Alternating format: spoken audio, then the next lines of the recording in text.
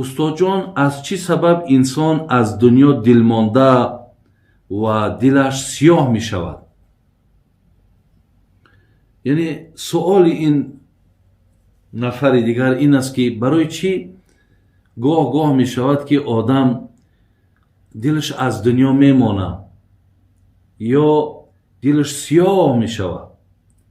برادران عزیز، یک کار است که پیامبرمون میگه دل بنده مؤمن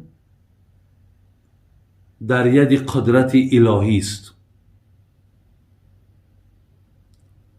و دیگرگون میکنه دل را هر گونه که میخواهد. حتی یک مثال میزند، میگه دل بنده مؤمن مثل همون برگی که در بیابان است، گاه شمال مقصد روی دیگه میگرداند، گاه شمال روی دیگه میگرداند. یعنی دل انسان هم همین است.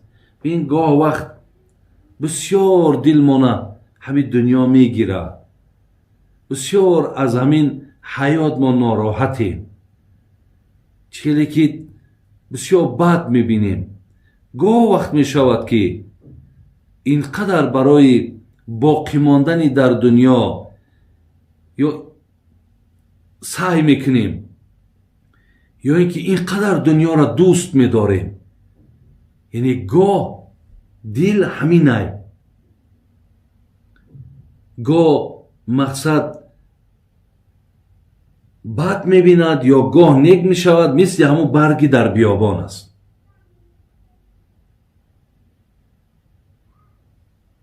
برای همین در این مسئله ما باید غمگین نباشیم و گاه وقت میشود آدم میگن که سوال میکنن که بایی داملو من یگان مشکلات ندارم، نمیدونم ای چی جهتی همی خیلی یک غم فرام گرفته، یک غمگین.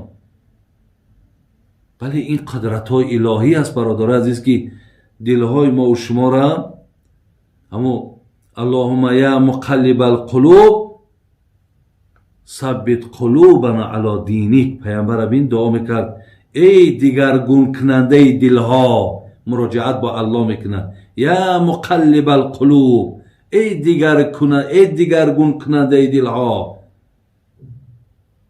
ثبت قلوبنا علی دینک، بین قلب مرا همیشه نگهبان در راه دینت باش.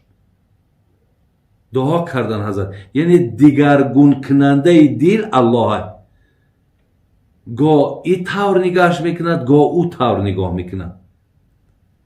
برای همین در این مسئله خواهرها و برادر عزیز غمگین نباشین. هیچ یعنی یگان گویم این یگان با ضرر شما یا با زیان شما نه، این قدرت های الهی ای. خیلی که گاه وقت ببینین بعضی آدم ایستاده، یک کس میگه مقصد چیکار کرده، قدر وقتت خوش نیست. آدم خودش فکر میکنه ای چی جهت باشد نمیفهمه. ولی بدونین که ما در نظارت الله هستیم، تغییرات ما در دست الله هست. گاه وقت ما خوش نگاه میداره، گاه ناخوش. یعنی دنیا خودش همینه، گاه خوشی ها داره، گاه ناخوشی ها. و آخرتی که فقط عبارت ای خوشی است، البته او دیگه موضوع است. برای همین وقتی که در شما که همین پیدا شد، دانه که همون دیگرگون کننده الله های. همون حالت در شما با دعا کنید که خدای مهربان هرگاهی که دل مرا دیگرگون میکنی، دیگرگونش کن به سوی دینت، مستحکمش کن در راه دینت. خداوند در داخل این دین من محبت، دل من محبت خودت جای کن. خدای از قلب من بغض، حسد، کینه را، بدبینی را خدای دور کن. همه حالت ها با دعا کنی. خدا حفظتان کنه. خب سوال دیگر،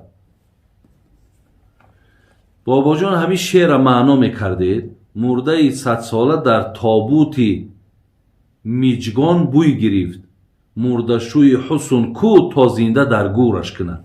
اینجا در با خواندگی ما مرده 100 ساله در تابوت میجگان و هجران بوی گرفت. مردشوی حسن کو تا زنده در گورش کند. معناش مرده 100 ساله یعنی این اشاره به سوی فرزند آدم است و تابوت هجرانش همین دنیا است. مردشوی حسن کو تا زنده در گورش کند. یعنی مقصد بینین میگه مرده آدم، تابوت هجران دنیا، مردشوی همین مردشو تا زنده در گورش کند. یعنی پیش از آنه که انسان باید از دنیا رحلت کند، پیش از اینه که از دنیا رحلت کند میگه نفری باشد که تا ای را زنده کنه و بعد گسلش کنه به او دنیا. چخیل زندش کنه؟ پیامبر میگه مثل الذی یذکر ربه و الذی لا یذکره مثل الحی و المیت. بینین میگه مثال آن کسی که الله را یاد میکند و مثال آن کسی که الله را یاد نمیکند. مثال زنده و مرده هم. یعنی کسی که خالقش یاد میکنه، کسی که همیشه از خالقش میترسه، کسی که خالقش عبادت میکنه، میگه ای آدم زنده ای. پیامبرمون میگه کسی که اگر خالقش یاد نمیکنه، خالقش به یادش هم نمیزنه و هیچگاه هم در یاد خالقش هم نیست، میگه ای آدم در قطار مرده ها هست. برای همین نفری در کار که ای را زنده کنه، یعنی ای را به یاد خدا بیاره و این آدم در کار خدا و بار خدا و عبادت خدا باشه و بعداً مقصد با همین عقیده و با همین عمل جان به حق تسلیم کنه و بعد گسلش کنه به او دنیا را. من از همین مصره ها برادر عزیز همین قدر برداشت کردم. ایرا من بگیم اکو فهمیشی خودم معنا کم، شاید با یکون معنای دیگر داشته باشد.